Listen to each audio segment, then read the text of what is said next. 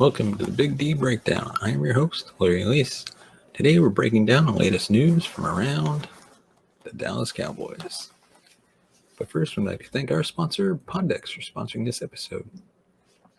If you're a podcaster who can grow your audience and get more engagement, check out Poddex today at poddex.com. Use the promo code Larry21 for 10% off your order. And now we're going to take a look at our studs and duds from Week 5. Once again, the Dallas Cowboys found a way to win on the road against the defending champion Los Angeles Rams. Dallas started out with a 9-0 lead thanks to their defense and special teams. They continued to rely heavily on the defense, as well as the ground game en route to a 22-10 victory. Now at 4-1 on the season and 4-0 with Cooper Rush, they prepare for a huge game against the Eagles in Week 6. But let's take a look back at who stood out for Dallas in their win over LA.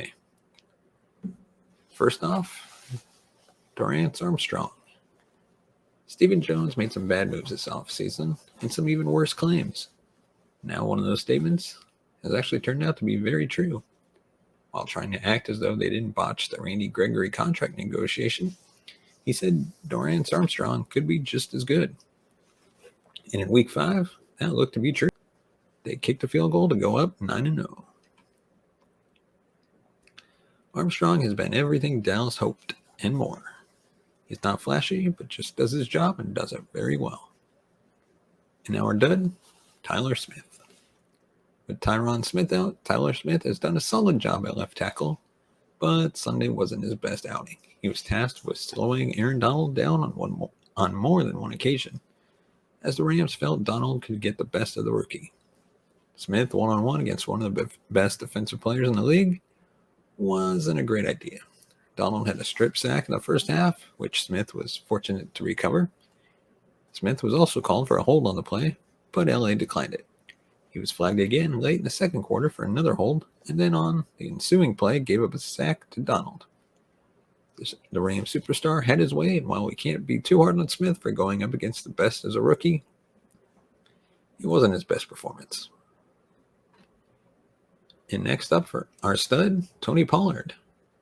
Even if they refuse to believe that he's their home run hitter, Pollard took a handoff 57 yards for a score, which put the Cowboys back on top 16-10. Pollard ended the day with 86 yards on just 8 attempts. He deserves more carries, but is at least making the most of the ones he's getting. Our dud, Peyton Hendershot. After getting the ball back with a 9-point lead, the Cowboys wanted to kill some clock, and they looked to do so when Pollard ran a first down on 3rd and 1. Or at least it appeared he did. The play ended up not counting as Peyton Hendershot was called for holding on the edge. This pushed them too far back, and they had to punt. The Rams took a short punt and got inside the Dallas 30, which proved to be a huge flip for the Cowboys, all due to the hold. Hendershot has been a solid route runner, but this isn't the first time he's been flagged for holding.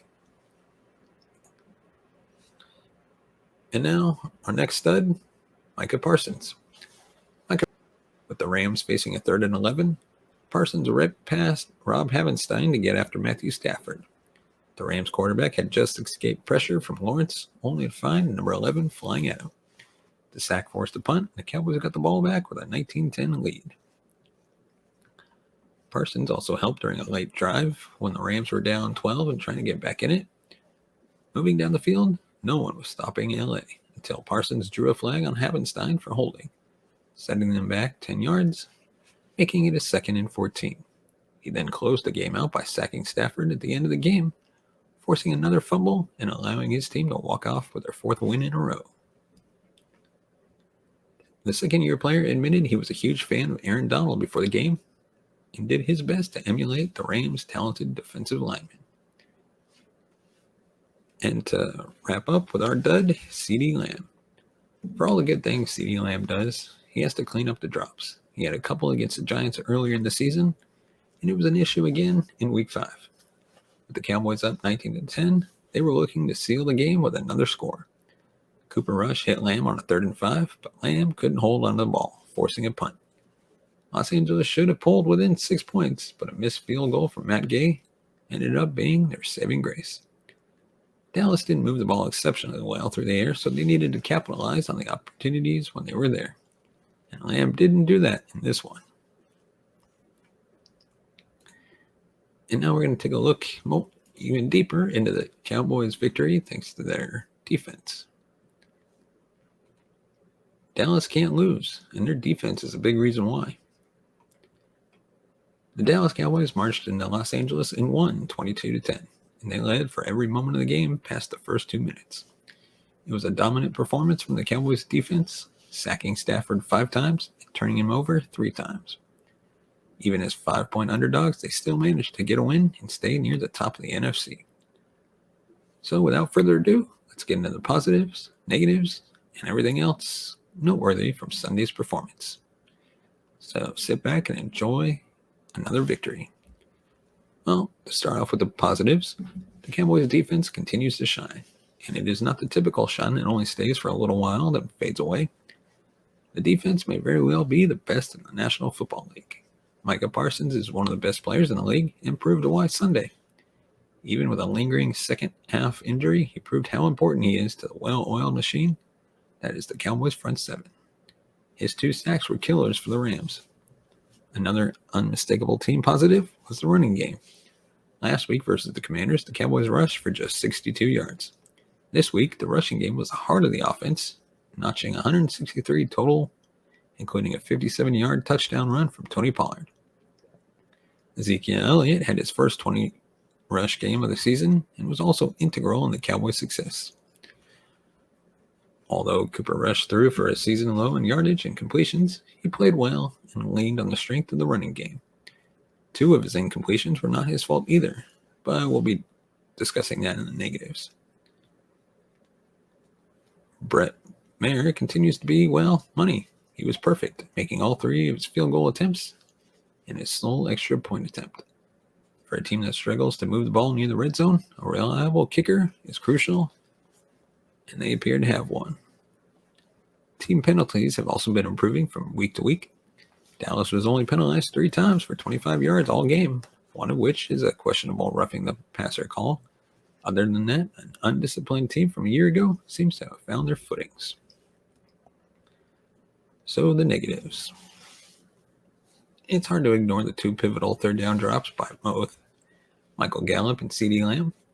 Either of those being converted could have turned into points, and those are the exact opportunities the Cowboys offense cannot afford to miss out on.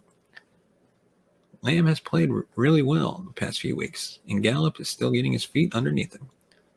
So we'll call it water under the bridge. But a tough scene for an offense that lacks any semblance of consistency. Not quite sure if this is considered nitpicking, but this is the 2nd consecutive week where Brian Inger has had a bad punt. He punted the ball 6 times, so it's hard to put an absurd amount of blame on him, but definitely something worthy of keeping an eye on. Other than that, John Fassel's special teams unit has been booming this year, although they were victimized by a fake punt. The final negative might be better categorized as indifferent. But the Cowboys' tight end play has been lackluster. Dalton Schultz has been dealing with a lingering injury, but after a strong week 1, he has 2 catches, both coming in week 2. Peyton Hendershot was also responsible for 1 of only 3 penalties. Should be something to keep an eye on, and if you want to get a tad bit bullish, a position to keep an eye on come the trade deadline. So what's coming up next for them? Well, the division-leading undefeated Philadelphia Eagles are next in line for a primetime game. Prescott's status is still unclear, but the Eagles barely beat a struggling Arizona Cardinals team and could be in line for their first loss. They are favored, but if the Cowboys defense continues on this path, they will be in every game they play for the rest of the season. And now we're going to take a look at 3 of the gutsiest defensive performances against the Rams. Once again, the Dallas Cowboys defense remains elite. This week marked the first time the defense was able to help the offense put points on the board this season. But it was far from the first time the defensive squad kept this team in the game, I should say. While the offense, for both teams for what it's worth, looked dismal, the defense was able to efficiently shut down Matthew Stafford, Cooper Kupp, and the Rams to make the Cowboys 4-1 and give Dallas the 22-10 victory. For just the 5th time in Cowboys history, America's team has not given up more than 19 points through the first 5 weeks. The last time that happened was the 1972 season. The incredible thing about this defense is that it's not a one-man show. Sure, you got Parsons, Diggs, Lawrence. They're big stars on the squad. But each week, several members of the defensive unit get sacks, tackles, takeaways, and more. This week was no exception, especially with Parsons being held often without getting called. We previously, in a past episode, talked through surprising defensive stars and such, but this week, we want to take a look at the grittiest and gutsiest performances from Week 5. These 3 players fought through to get momentum-changing plays that allowed the Cowboys to win. So who are they? Well, let's start at number 3. Dorance Armstrong. He may not be a surefire starter, but he has made his presence known, and Dan Quinn is using him. On Sunday, Armstrong set the tone for the defensive side of the ball early. Just about 2 minutes into the game, Matthew Stafford dropped back to see who he could pass to, but before he even had more than a second to make that happen, Armstrong powered through the offensive line and startled Stafford so much that he got a strip sack. DeMarcus Lawrence found the ball, scooped it up, put the Cowboys up 6-0 early in the contest. And that was just the start. On the next Rams possession, the defense forced Los Angeles to punt. Didn't go well thanks to the former 4th-round pick. Armstrong once again plowed through the offensive line and easily blocked Riley Dixon's punt attempt. This time he scooped at the ball and brought it to the 20-yard line. Just under 9 minutes into this game, Armstrong was essentially responsible for 9 points for the Cowboys after his blocked punt resulted in a field goal. The 25-year-old added an additional 2 solo tackles to go with his sack, forced fumble, and blocked punt. Last season, in 13 total games with 5 starts, Armstrong had just 3 sacks, 3 tackles for losses, 37 combined tackles, and in 2 starts and 5 games this year, he already has 3 sacks, 10 combined tackles, 3 tackles for losses, and 5 quarterback hits. Next up, we have an underrated second-year defensive tackle. Number 2, Osa. What a day for Osa. The former Bruin has been excellent for the Cowboys, even though he may not always get all the love and name recognition. There were many Dallas defense members. He is truly an unstoppable competitor, and despite the injury, added 2 sacks to his stat line against the Rams. He is now the first ever player to have 21 sacks in 19 games and is half a sack away from tying DeMarcus Ware's 19.5 sack record for his first 2 seasons. Through injury pain and holding, Parsons had 5 tackles, 2 sacks, and 1 forced fumble. Overall, we owe Dan Quinn a massive applause. While these players were obviously drafted by this team for a reason, it seems clear that Quinn is able to take a great player and make them even better. He knows how to run a vicious and well-oiled machine and gets the best out of any player of any rank or level.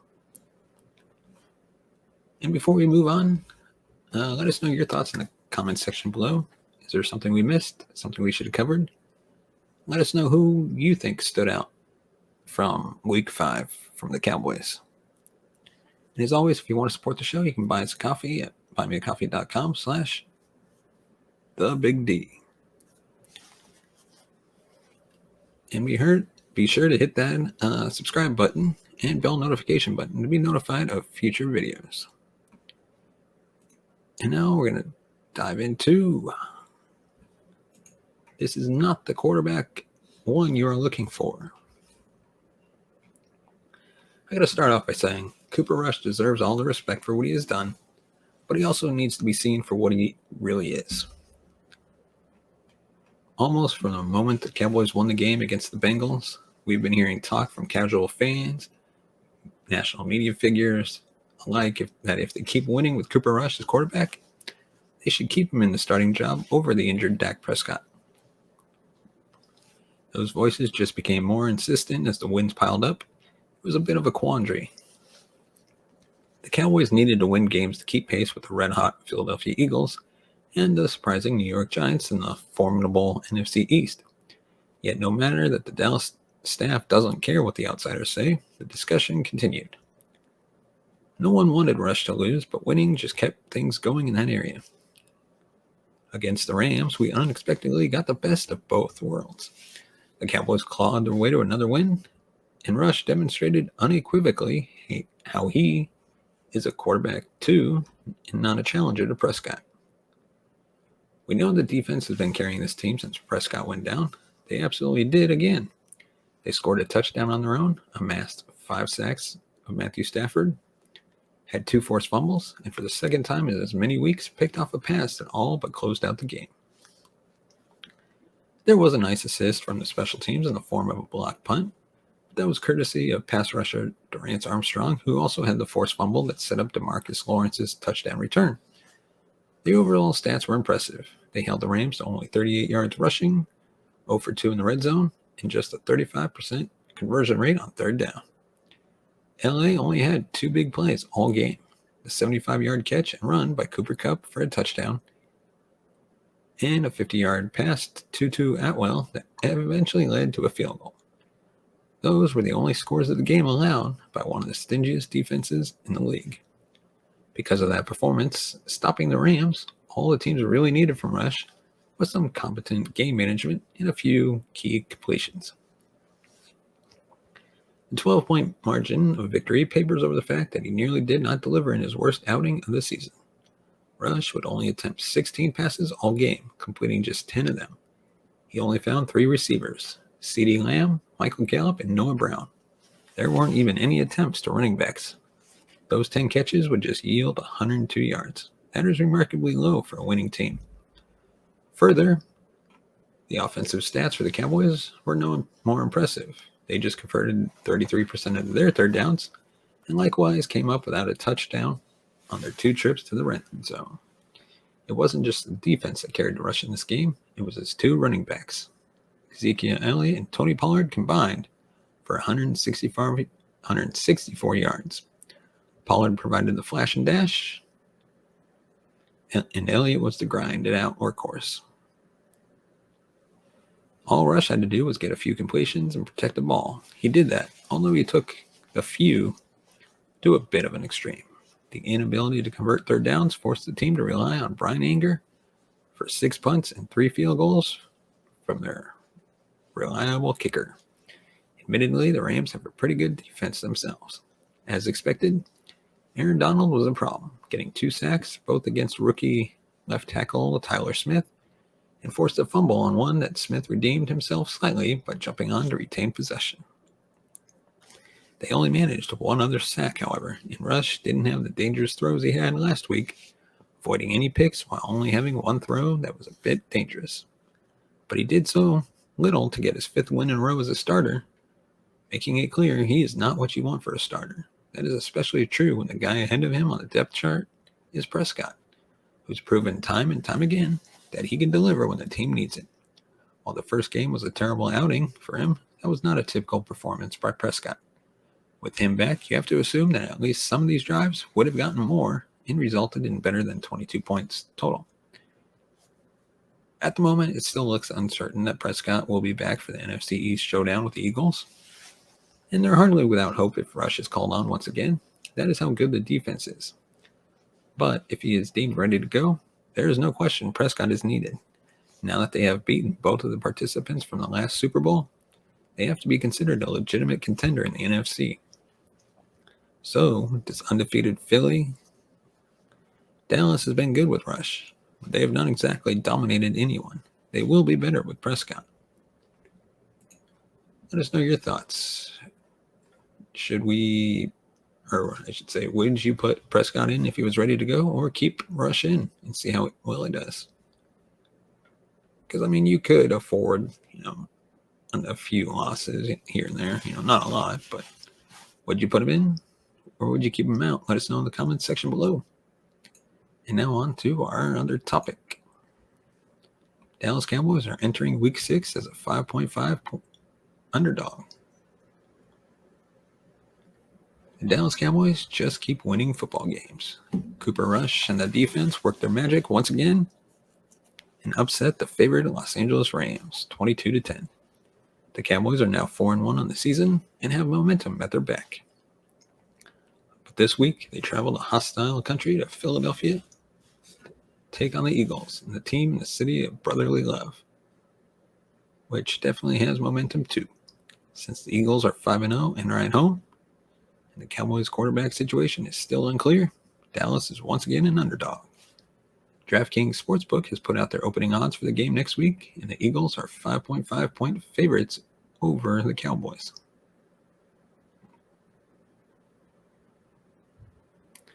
This is nothing new for the Cowboys. They have been underdogs all season, except for the game against the Commanders. So beating the spread and outright winning is nothing new for the 2022 squad. The game next week is going to be for the division lead because the Cowboys can jump into first place by having a tiebreaker victory over Philadelphia if they are both 5-1 after the game. So let us know your thoughts on the topics we covered in the comment section below. And of course, follow us on Facebook, Twitter, just search Big D Breakdown. As always, you can support the channel by buying us a coffee at buymeacoffee.com/thebigd. And as always, thank you so much for watching and listening. We will see you next time.